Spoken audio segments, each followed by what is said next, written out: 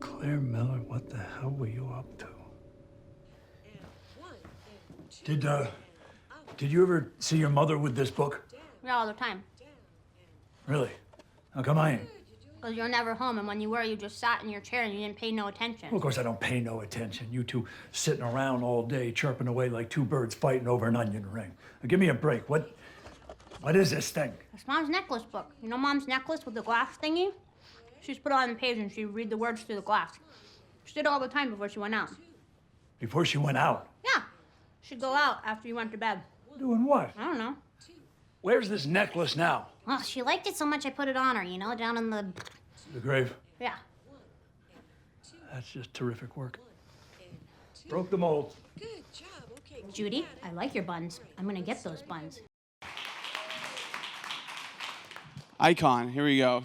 I'm very excited about this. Thanks, Charlie. John, I understand you showed that clip to a crowd at New York Comic Con yesterday. You know, how's it been to sort of bring this out finally to the world and see the reactions? Well, we actually showed the first episode, the entire first episode that clip is from, and it was the same as being in a hit off-Broadway play, in as much as the show played gangbusters. In fact, if you were doing a play, you would have held for laughs, and those are rich man's problems. Those are good problems.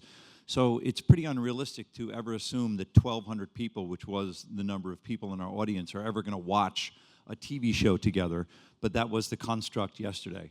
There was an auditorium with 1,200 people in it, and there were two huge screens watching the first episode of Stand Against Evil, and it shy of a standing ovation, it played off the chart. Which is really exciting, because it could have been crickets. That would have been very awkward for you, I imagine. So, I mean, you tell us, you know, I saw the first episode. There's a lot of scares. There's a lot of, you know, frights and great comedy as well. I mean, when you're filming this, you know, when you're on set, are you guys realizing the laughs? Are you guys having as much fun as it looks like it is to film? So, Stand Against Evil is a comedy hiding inside of a horror film. And so the pedigree is that the writer is one of the big writers on The Simpsons. Dana Gould, who's Dana Gould. He's a legend. So he's like a legendary writer on The Simpsons. So he had comedy in his back pocket, but it turns out he's also a horror geek. And this is something he's been incubating for 20 years or so. That's the show you want to be on. Absolutely. If a guy he's got The Simpsons tone and that sense of subversive comedy down, plus he knows everything about every horror film in the history of the world, and this is the one he's been dying to make. Put me in that one. That was really impressive, that whistle. Absolutely. You got to pull that on the moves. character. You got a lot of moves. I got like 1,000 moves, baby. So tell me, you know, like when you're talking about Simpsons, I mean, are you a Simpsons watcher? I mean, those Halloween specials, I think, are by far my favorite. You know, those are amazing. Dana wrote all the Halloween episodes. There we go. And so, yeah, sure. I mean, I'm a TV fanatic, and I think we're in the middle of the best TV in the history of the planet. And I think Stand Against Evil is one of those things that it aspires to straddle two different tones, which are hard. And the tones are scary as hell, funny as shit. And, am I allowed to swear? Yeah, absolutely. Go for it. Absolutely. And so the reason those are hard tones to straddle is because if the funny invalidates the threat of the monsters, then the monsters, there's no consequence for the monsters. So like in An American Werewolf in London, where it's really scary and really funny, but you don't see that many films of that genre because they're hard. Right. And I got to be one of the producers on Stan, and as a result, I got to babysit it all the way through and nurture it all the way through post-production. And that's the one thing I was obsessed with, is tone, so that it's funny and scary. Yeah. And we nailed it. Absolutely, absolutely. And I think, your characters in film and TV have been so different in so many different ways. And obviously the character of Sheriff Miller is completely different than, the guy you played in Scrubs. But I will say you're just as blustery. You're just as much, you're throwing insults just as much as you were in that show. I mean, what is it like to play that kind of character, to be able to say the things that, we're not allowed to say in regular life, really? Well, I do say them in regular life. There we go. And so if a carpenter or an electrician comes over the house and they're giving me the business, I give it back. And so I seem to occupy that space in cinema and in TV, and I'm comfortable being there. I guess a lot of it is spawned from advocating for the special needs population, in that our group is the group that is most bullied, and I like to feast on bullies. And so, in other words, when people use the R word with our Down syndrome group, I want to be the one that maybe can explain to you that's not appropriate. And so I don't mind advocating and maybe sticking up for people who can't stick up for themselves. And so I think that filters down into kind of an alpha persona that I've kind of taken on, I guess. Yeah, absolutely. I mean, you mentioned, your Down Syndrome Foundation, obviously started because of your son. I mean, tell us a little bit about what the latest is with that and what you guys are working on. I'm with a group in Denver called the Global Down Syndrome Foundation, and the reason I got with them is they're not the cute and cuddly, give the special needs population a hug. We built a hospital. So at Colorado Hospital in Denver, at the Colorado Children's Hospital in Denver, there's a thing called the Linda Cernick Institute, and the Linda Cernick Institute is the only hospital on the planet that is for people with Down syndrome. And so I encourage any of your viewers, if your child was born with Down syndrome, which is a gift, please come to Denver and let us be with your child. And not that we can, Down syndrome is not something you can cure, but it is something that through different interventions can be cared for in a better way. And so that's what we're trying to do. We're trying to, through science and research, we're trying to serve our community. That's amazing, absolutely. That's fantastic. I mean, is the family allowed to watch this show in general? Here's the problem with Stand Against Evil. My wife, Nicole, is a scaredy cat, and she watched the pilot, and it was too scary. Really? Yep. And it gets scarier. And so it's scary and funny. And so is my family allowed to watch it? I have a 6 and an 8-year-old, and so no, they get scared too. So no, it's no. And Maxie likes to watch Super Mario, and he could care less against Stand Against Evil. That's amazing. That's amazing. So why don't you tell us a little bit about what's next for Sheriff Miller? I mean, we've seen the clip. We know that he sort of finds out that he's sheriff of this town. He's no longer sheriff anymore. Right. He's been kicked out by a great character played by Janet Varney. And tell us a little bit about what's next. Well, this is a town that 200 years ago, when the Salem witch trials were happening, we find out that in Salem, Massachusetts, 43 or 44 witches were burned at the stake. And in this fictitious New Hampshire town of Willard's Mill, the sheriff at the time, the constable at that time, burned 172 witches at the stake. And all these 172 souls will come back and kill every subsequent sheriff or constable. The only reason I haven't been killed is that for the last 27 years, while I've been sheriff, my wife has been going out at night and fighting demons. Like Buffy the Vampire Yes. sort of deal. And so when we meet Sheriff Miller, he's at his wife's funeral. She's just died. And then hijinks ensues. And so hopefully we'll do 172 episodes with a witch a week coming in that I have to dispatch. That's amazing. That's amazing. And tell me a little bit about on the set. You got the great prosthetics. You have the great witch. Yeah.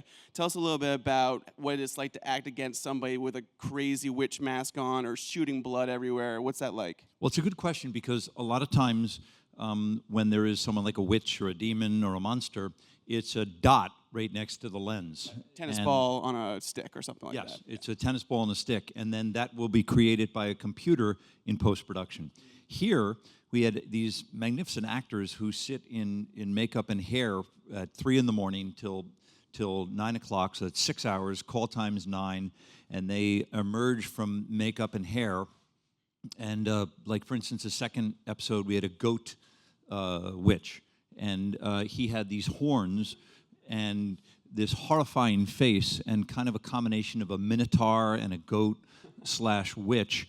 And these are all actors who have done Planet of the Apes, and they've done the Hobbit series, and so they're very comfortable, and they sit on the set like Gandhi, and they wait, because the amount of prosthetics they have on, and they wait, and then when they're called to the set, they get up, and they all of a sudden inhabit this other being.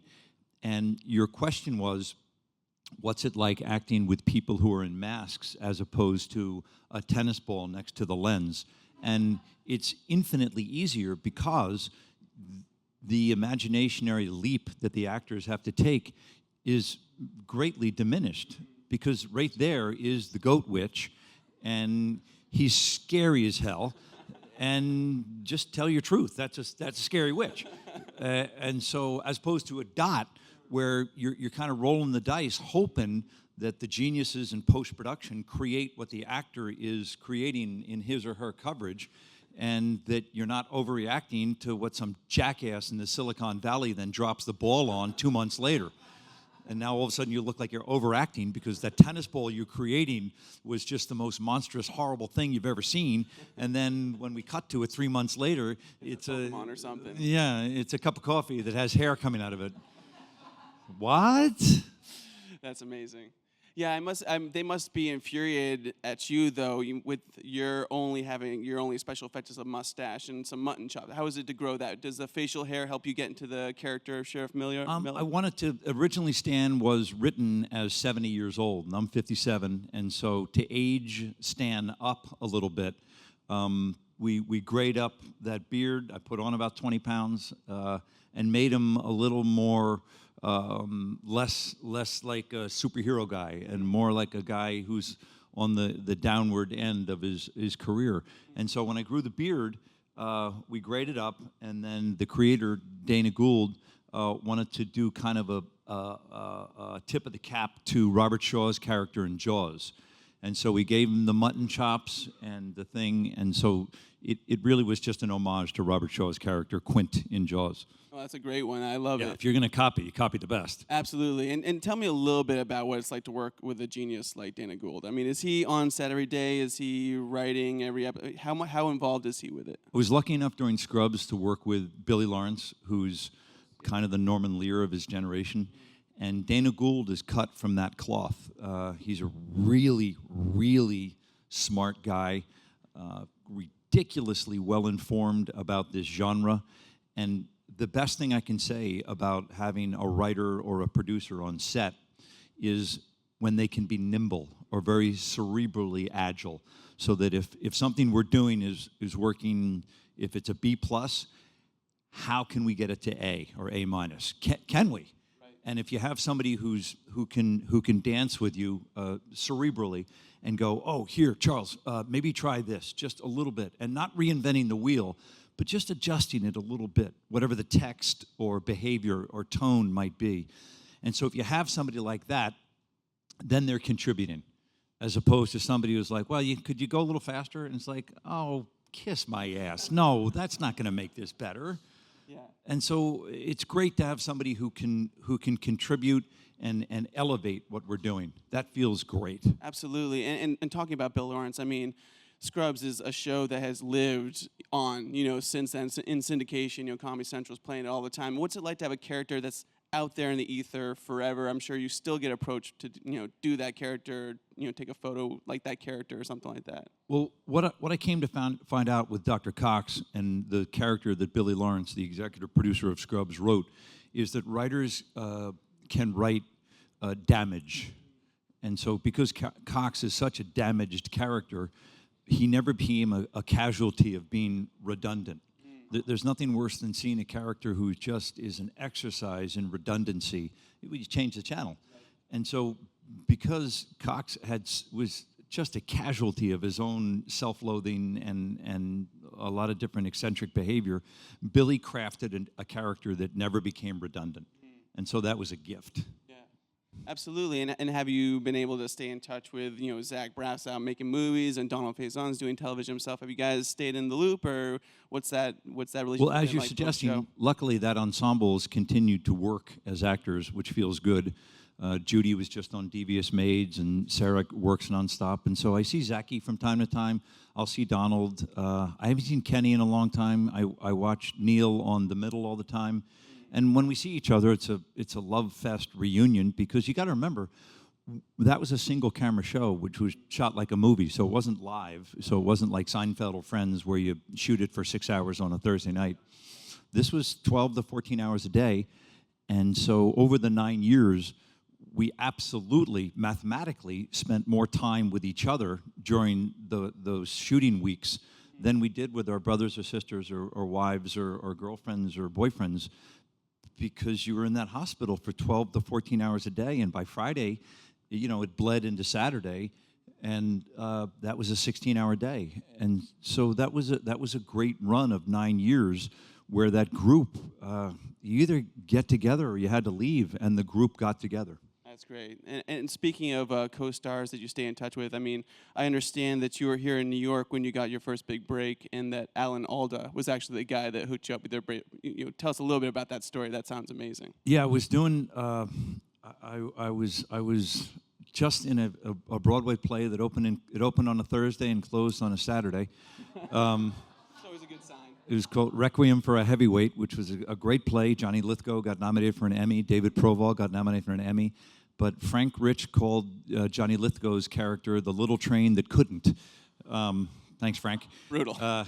And so the play closed. I broke up with my girlfriend, and then all of a sudden the agent sends you a script and says, Alan Alda would like to see you. And I'm like, Alan Alda doesn't know me from a guy at the post office. And so I go in and I meet Marty Bregman, who is this great producer who was, very old school, and he had a burner, and he was this guy. And so I go in to see Mr. Bregman, and I audition for him on Wednesday, and he goes, could you come in and see Alan, I'm so sure, on Saturday? And so I go in and meet Alan, and I had read the script, and a central component was my character had to pole vault over some cannons in the context of the movie. And Easy. so Alan Sounds goes, easy. can you pole vault? And like any actor, I'm just like, you could ask me if I do root canal surgery. I would have gone like, look, I was just in a play that opened and closed in 72 hours, and my girlfriend dumped me. What do you want me to do? And so I said yes, and then God save me, he said, okay, well, great. Tomorrow, Arlene, his wife, who's the loveliest woman on the planet, Arlene and I are going up to West Point to see a facsimile of the Canon you'll be jumping over. And I'm like, Uh-oh. am I gleaning that I'm in the movie? He's like, He yeah. basically And gave I'm you the like, part well, right there. yeah. And so the next day, Alan Alda picked me up in a limo, and we went up to West Point. And by the way, I'd never pole vaulted in my life. And now I'm up at West Point with all the department heads, the head of photography, the production designer, all the big mucky mucks in this huge Universal film that Michelle Pfeiffer and Michael Caine and all these great actors were going to be in. And here I'm, Lion Johnny C. And we go up to a Canon, and it was about 8 feet high. And Alan said, "Do you think you could get over this?" And I said, well, yeah. Wow. And so I did what I have seen track athletes do my whole life. I just did my steps backwards away from the Canon, and then I pantomimed going up to the Canon and pole vaulting over. And then I called my high school track coach out in Jersey, and I had about 7 weeks to get ready, and I learned how to pole vault. In 7 weeks, you learn how to pole vault. I could do dental surgery in 7 weeks. After you're in a play that closes in 3 days, you just call action and get out of my eye line. That's crazy. So did Alan, he didn't know, he had no clue. Well, the most genius third act of this story is that we're finally out in Sag Harbor, cut to 3 months later, and there were 5 cameras on me, and there were 400 extras behind me, and on action, I pole vault over, I bounce off the stunt coordinator, a guy named Frankie Ferrara, and then there was a mattress buried underneath Frankie in the ground, and I bang off the mattress. And we do it, and I get my stick, and, like all you Hollywood people, I go back to my mark, and this is all terribly new to me. I've just been in a play that closed, and I suck. And so I go back, and I take my stick, and Alan comes over to me, and he's got the megaphone and the whole thing, and he goes, John, that was great. We all 5 cameras got it, the one on the ground, the one up in that crane, and he goes, the sun's gone behind the trees, and so we don't have enough light to shoot anymore anyway.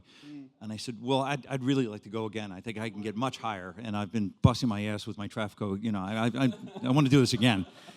And he looked at me. We're all alone out in this field in Sag Harbor, and I'll never forget it. And he looked at me and he goes, "You didn't know how to pole vault, did you?"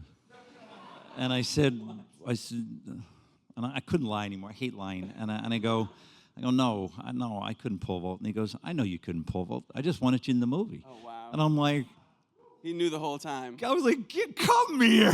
That's amazing. The biggest mensch of all time. If you don't love that guy, I don't know what you love. Oh my God, that's fantastic. I mean, you've had the chance to work with some legends. I mean, Oliver Stone's Platoon is just one of my all-time favorite war movies. It's fantastic. It's brilliant. I mean, I got a bad feeling about this man is like one of my go-to statements, you know, when stuff's going wrong. I mean, tell me a little bit about working on that set. You had, you know, legends now, you know, that was working on that set with you. I think Oliver tore that screenplay out of his sternum. I mean, this was a guy who was an English teacher at the American school in Saigon, and he felt like he wasn't making enough of a change as a teacher. And so he did a 180. He enlisted in the infantry, he served 2 tours, and Platoon is his experience from those 2 tours. And so everything on the page is his truth. And so we flew over there, and we had a 2-week boot camp where we were only allowed to call each other, which was revolutionary at the time. Now everybody kind of does it, saturation rehearsal. And then we came out and we shot, and Oliver shot it in sequence, which is unheard of because it's so expensive. So as the characters and the actors were playing in Platoon, as the characters died, they left. And so there's only about 4 or 5 of us left at the end of the movie. And again, that diminishes the imaginary leap the actors have to take. So if you're scared and lonely and homesick and you miss people, it's because they're not here anymore. And you're in revolutionary torn Manila trying to play like you're in 1967 Vietnam. Yeah. And so I think actors don't have to lie as profoundly when the situation is now saturating them with a much bigger impetus, and that is to get through today. Yeah, you're not having to say, I miss him, man, he's over there at craft service eating bars. You actually miss him. Yeah. What were those goodbyes like when you were, you know, saying goodbye to everybody after? Yeah, I thought Oliver nailed that one. Yeah, it's amazing. Okay. Well, I think we have some questions out there in the audience. So right there. Hey, John. So Office Space is one of my favorite comedies. How did you get involved with that, and what was that like working? Well, it was a traditional way. The screenplay was sent to the agents sent it to you, but with the screenplay came a 3 or 4 minute animation of Lumbergh. So everybody who went into auditioned for Lumbergh, the part that Gary Cole played. And so everyone went in and auditioned for Lumbergh, and then Gary got Lumbergh, and I was offered one of the Bobs. And so I went down to Austin, Texas, and Mike encouraged everybody to bring as much of their own personal flavor as they could to it. And so a lot of the stuff that's in the film, after what Mike Judge put on the page, a lot of it is improv, and that's why it's so fresh in the lens. Great question, right there. Hi, how are you? Better now. Oh, hey. I was wondering, for Stand Against Evil, what was it like producing and acting, and was that stressful, or was it worth the creative control? It's a really good question. I've produced about 5 or 6 films now, and so where I'm really comfortable and useful is in post-production. I had a post-production company up in the Brill Building for about 15 years here when I lived in New York, and so to be able to just fiddle around in post, and I have a crazy memory for what we did on set. And so sometimes an editor doesn't know all the things that are in the can, and I can reference things that maybe you, the editor, missed, and we can go back and we can pull it up. And then with me in post and with Dana, the sensibilities that I was talking about earlier, marrying scary with funny, which is the most important thing of that whole journey to me, was tone. And we were obsessed with the tone of Stan. And so that's what we could explore. And I also really, really wanted to maintain how injured the character of Stan is, because in a 24-hour period, he loses his wife of 30 years and his job of 27 years. And he's not a guy who has a priest or a rabbi or a shrink that he can go and do, you know, loss reconciliation. It just has to sit with him. And that's, as everyone knows who's had loss, that's really toxic stuff, and it can manifest in a lot of different ways, or not. You know, we can hold it down, and that's another thing. And so I wanted all that to be in the soup. And that's where I was happy to be one of the producers on it, and not just an annoying actor on the sideline saying, yeah, but remember take 27. I'm like, I'm in post, and we're going to look at take 27. I'm like, there's about 15 frames in take 27, which should be in. And it was very collaborative, and Dana's vision and mine were locked together. The tone, we were locked together in our vision. And so it felt great. It didn't feel like a burden at all. Absolutely. And one last question right there. Hey, was gaining 20 pounds as fun as it sounds? I'm sorry? How is gaining 20 pounds? I'm a pretty fanatic athlete, and so I really hated it. And it wasn't a good 20 pounds. It wasn't this 20 pounds. It was, I wanted Stan to be not in shape, and a guy who, you know, sits at a desk and probably has never drawn his weapon as a sheriff of Willard's Mill in New Hampshire, where the biggest transgression that might occur is jaywalking. And so I did not enjoy it. And I still owe about 10 more to off. So, you know, and when you're on the other side of 55, I don't think you want to gain 20 pounds. And so I think next year Stan's going to be in better shape somehow. There we go. He might be in better shape. There we go. Well, you can see all that work they put into on screen. Stand Against Evil, November 2nd, IFC. Check it out. And then a sneak peek is happening on Halloween. That's yes, correct, indeed. right? There we go. Thank you, guys. One more hand for Charlie. John C. McGinley. Thank you.